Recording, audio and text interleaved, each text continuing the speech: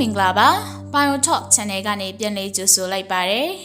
ဒီနေ့တင်ဆက်ပေးသွားမှာကတော့ BBC မှာဖော်ပြထားတဲ့စစ်ကောင်းဆောင်စီစာပို့ပြီးကြိုတင်မဲကိစ္စကိုပါတီတွေမေကွန်းထုတ်ဆိုတဲ့စောင်းပါလေးကိုဖတ်ပြပေးသွားမှာဖြစ်ပါတယ်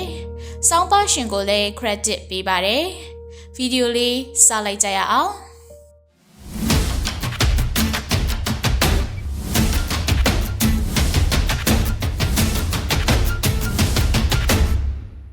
စစ်ကော်မရှင်ရဲ့ရွှေကောက်ပွဲအပိုင်း1ရလဒ်မှာဗိုလ်ချုပ်ဟောင်းတွေဦးဆောင်တဲ့ပြည်ထောင်စုကြက်ခိုင်ရေးနဲ့ဖွံ့ဖြိုးတိုးတက်ရေးပါတီ USDP ကကြိုတင်မဲတွေရဲ့အားနဲ့ရှေ့ကပြေးတဲ့အနိုင်ရပါတီဖြစ်နေတယ်လို့ပါတီအချို့ကပြောပါတယ်။တစ်ချိန်တည်းမှာပဲကြိုတင်မဲတွေရဲ့ပွင့်လင်းမြင်သာမှုနဲ့ပတ်သက်လို့ကြက်ခိုင်ရေးပါတီကလွဲလို့ရွှေကောက်ပွဲဝင်ပါတီတချို့ကမေးခွန်းထုတ်လာကြပါတယ်။ဒီကိစ္စကိုစစ်ကောင်းဆောင်ဗိုလ်ချုပ်မူကြီးမင်းအောင်လှိုင်ကိုယ်တိုင်သတိထားမိအောင်ပါတီအချို့ကဗိုလ်ချုပ်မူကြီးထံစာပေးပို့တဲ့အထိဖြစ်ခဲ့ပါတယ်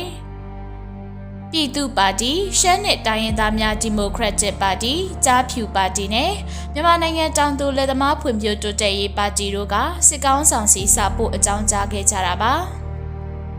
ပြည်ထောင်စုရွေးကောက်ပွဲကော်မရှင်နဲ့နိုင်ငံရေးပါတီတွေတွေ့ဆုံကြချိန်မှာလည်းကြိုတင်မဲကိစ္စကိုအကြီးကထားတင်ပြကြတယ်လို့မြန်မာနိုင်ငံတောင်သူလယ်သမားဖွံ့ဖြိုးတိုးတက်ရေးပါတီရဲ့ဥက္ကဋ္ဌဦးကျော်စွာစိုးက BBC ကိုပြောပါတယ်။ကြိုတင်မဲနဲ့ပတ်သက်လို့ပါတီတွေရဲ့တွေ့ရှိချက်တွေ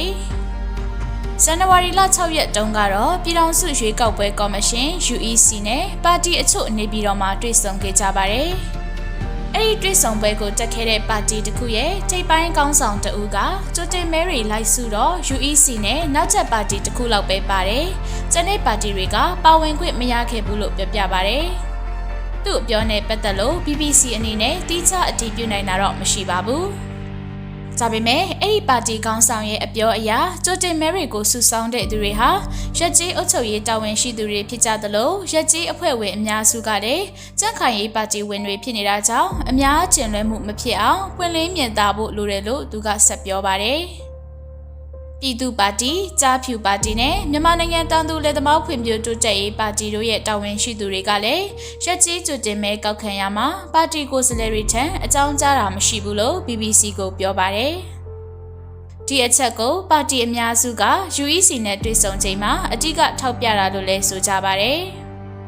ကြိုတင်မဲပေးမဲ့ဟာကိုကျွန်တော်တို့ကိုယ်စားလှယ်ကိုရောပါတီကိုရောမခေါ်တော့မသိရဘူးလေနောက်တော့တချို့နေရာဘယ်သူတွေမဲပေးခဲ့လဲဆိုတာတော့မကတ်ထားဘူးလို့ကြားဖြူပါတီဥက္ကဋ္ဌဆိုင်းအိုက်ပေါင်းကဆိုပါတယ်ရွေးကောက်ပွဲအပိုင်း1မှာကြားဖြူပါတီကလင်းခေမြို့နယ်ပြည်သူ့လွှတ်တော်မဲဆန္ဒနယ်တစ်ခုမှသာအနိုင်ရရှိထားတာဖြစ်ပါတယ်ဒီဇင်ဘာလ28ရက်မှာရွေးကောက်ပွဲအပိုင်း1ပြုလုပ်ခဲ့တဲ့မြို့နယ်102မြို့နယ်ရှိပါတယ်အဲ့ဒီတွေကပြည်သူ့လွှတ်တော်မဲဆန္ဒနယ်102ခုမှာကြန့်ခိုင်ရေးက89နေရာနိုင်တယ်လို့ UEC ကထုတ်ပြန်ပါတယ်။ကျန်73နေရာကိုတော့တာဆာညာနဲ့တိုင်းရင်းသားပါတီ6ခုကအနိုင်ရခဲ့တာပါ။ကြန့်ခိုင်ရေးပါတီကိုယ်စားလှယ်လောင်းတွေကတခြားပါတီကိုယ်စားလှယ်လောင်းတွေထက်တဦးချင်းကြိုတင်မဲရရှိမှုမှာတာလွန်နေတာကိုတွေ့ရတယ်လို့ရွေးကောက်ပွဲရလဒ်တွေကိုစောင့်ကြည့်တဲ့ Data for Myanmar သုတေသနအဖွဲ့ရဲ့အချက်အလက်အရသိရပါတယ်။ဒီအချက်အလက်ကိုရွေးကောက်ပွဲအပိုင်း1လုပ်ခဲ့တဲ့မြို့နယ်82ခုကအချက်အလက်ကိုအခြေခံတွက်ချက်ထားတာဖြစ်ပါတယ်။ကြန့်ခိုင်ရေးပါတီကပြည်သူ့လွှတ်တော်ကိုယ်စားလှယ်လောင်း82ဦးရတယ်။ကြိုတင်မဲ3,400,000ကျော်ရပြီးတခြားပါတီနဲ့တတိပုဂ္ဂလကိုယ်စားလှယ်လောင်း362ဦးကကြိုတင်မဲ9,400,000ကျော်သာရခဲ့တာပါ။ကြန့်ခိုင်ရေးပါတီကကြိုတင်မဲနဲ့အသာစီးရစေတဲ့ထူးခြားတဲ့မြို့နယ်တွေကတော့ကြောက်ဖြူခိုင်လုံမဲရဲ့48%ရာခိုင်နှုန်းတန်တောင်ကြီးခိုင်လုံမဲရဲ့83%ရာခိုင်နှုန်းဘောလခဲခိုင်လုံမဲရဲ့89%ရာခိုင်နှုန်းနဲ့ဟာခခိုင်လုံမဲရဲ့52%ရာခိုင်နှုန်းတို့ပဲဖြစ်ပါတယ်။ရက်ကြီးကော်မရှင်တွေကကြိုတင်မဲကောက်ယူရမှာကြက်ခိုင်ရေးပါတီကသာလိုက်ပါခွင့်ရတယ်ဆိုတဲ့အချက်ကိုလည်းပါတီတွေဘက်ကထောက်ပြပါတယ်။ဒီလိုလိုက်ပါခွင့်မရတဲ့အချက်အပြင်အခြားအချက်3ချက်ကိုလည်းထောက်ပြကြတယ်လို့ပါတီတာဝန်ရှိသူတချို့ရဲ့ပြောပြချက်အရသိရပါတယ်။ကြိုတင်မဲနဲ့ပတ်သက်လို့ပါတီတွေဖြည့်ဆွတ်ထောက်ပြချက်3ချက်ရှိပါတယ်။ကြိုတင်မဲပုံရဲ့လုံခြုံရေးကြိုးကသတ်မှတ်တဲ့ကြိုးမဟုတ်တာ။ကြိုတင်မဲလက်မှတ်ရဲ့နောက်ကျောမှာရက်ကြီးကော်မရှင်ဥက္ကဋ္ဌလက်မှတ်မပါတာနဲ့ကြိုတင်မဲကိုအမှန်ချစ်ရမှာတဦးတွေကရေးချစ်တယ်လို့ယူဆရတာတို့ဖြစ်ပါတယ်။ ကြားဖြူပါတီဥက္ကဋ္ဌဦးစားအိုက်ပေါင်းကတော့မူဆယ်ကမဲယုံ18ရုံတွေက18ရုံမှာကျွန်တော်တို့ပါတီနိုင်နေတာကနေတရုံနဲ့ရဲ့နောက်ကျမှရောက်လာတဲ့ကြိုတင်မဲကြောင့်ကျွန်တော်တို့ရှုံးသွားတယ်လို့ပြောပါတယ်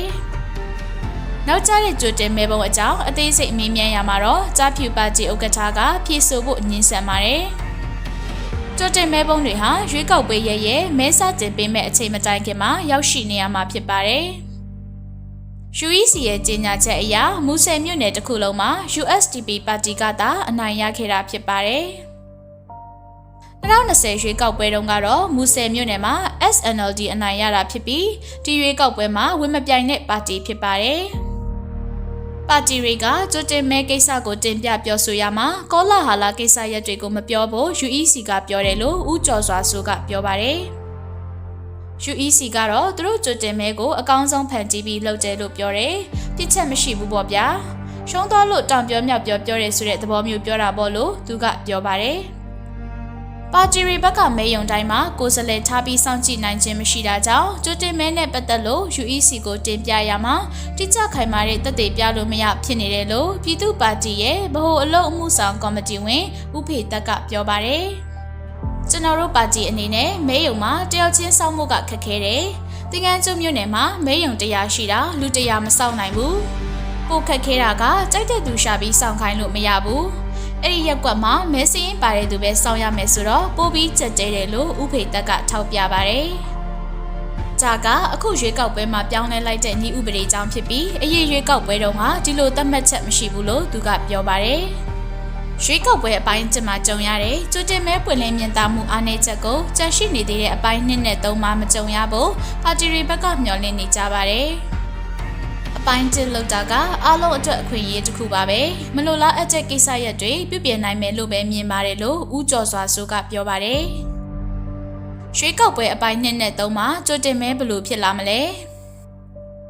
ပါတီရဲ့တင်ပြချက်ဖြစ်တဲ့ကြိုတင်မဲကောက်ယူရာမှာပါတီကိုယ်စားလှယ်တွေလိုက်ပါခွင့်ကိုတော့လာမယ့်ရွေးကောက်ပွဲအပိုင်းတွေမှာလှုပ်ဆောင်သွားမယ်လို့ UEC ဘက်ကတုံ့ပြန်ပါတယ်။2025ရွေးကောက်ပွဲမတိုင်ခင်ရှေ့ကရွေးကောက်ပွဲတွေမှာတော့ကော်မရှင်ကပါတီတွေကိုကြိုတင်အကြောင်းကြားပြီးမဲကောက်ယူရလိုက်ခွင့်ရှိခဲ့တယ်လို့ BBC နဲ့စကားပြောခဲ့တဲ့ပါတီတာဝန်ရှိသူတွေကပြောပါတယ်။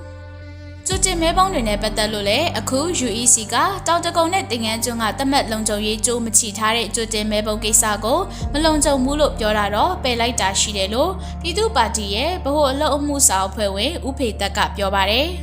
။ရှက်ကျေးကော်မရှင်ဥက္ကဋ္ဌလက်မှတ်မပါတဲ့ကြိုတင်မဲလက်မှတ်ကိုလည်းပယ်မဲအဖြစ်သတ်မှတ်ဖို့ UEC ကတုံ့ပြန်တဲ့အကြောင်းတောင်သူလက်သမားဖွံ့ဖြိုးတိုးတက်ရေးပါတီဥက္ကဋ္ဌဦးကျော်စွာစိုးကပြောပါတယ်။ရွေးကောက်ပွဲအပိုင်း1မှာစစ်ကော်မရှင်ကကြိုတင်မဲကို3ချိန်ခွဲပြီးကောက်ယူခဲ့တာဖြစ်ပါတယ်။ပထမဆုံးအနေနဲ့ပြည်ပရောက်နေသူတွေကိုတန်ယုံတွေကနေတဆင့်ကြိုတင်မဲကောက်ယူပါတယ်။ဒုတိယအနေနဲ့တက္ကသိုလ်ကျောင်းသားတွေမြို့နယ်ပြင်ပရောက်နေသူတွေကိုကောက်ယူတာဖြစ်ပြီးတတိယအနေနဲ့တက်ကြီးမတန်ဆွမ်းရွေးကောက်ပွဲနေ့အလုပ်ရှိနေသူတွေကိုကောက်ယူတာဖြစ်ပါတယ်။